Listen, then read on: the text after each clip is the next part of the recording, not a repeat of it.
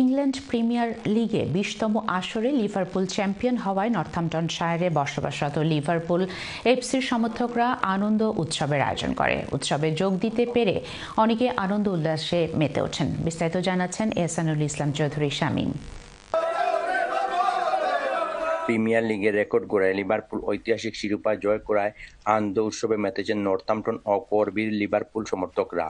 ৫ বছর আগে ১৯তম শিরোপা জিতেও করোনা মহামারীর কারণে হয়নি উৎসব।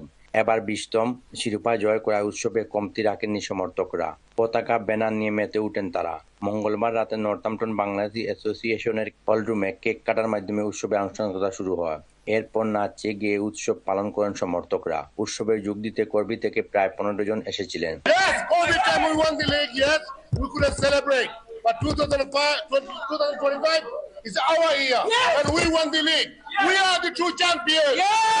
আজকে আমরা নর্থাম্পটন এনবিএ এই যে আয়োজন তারারে আমি অত্যন্ত ধন্যবাদ জানাই। Thank you for everybody coming here today to celebrate Liverpool's 20th league champion.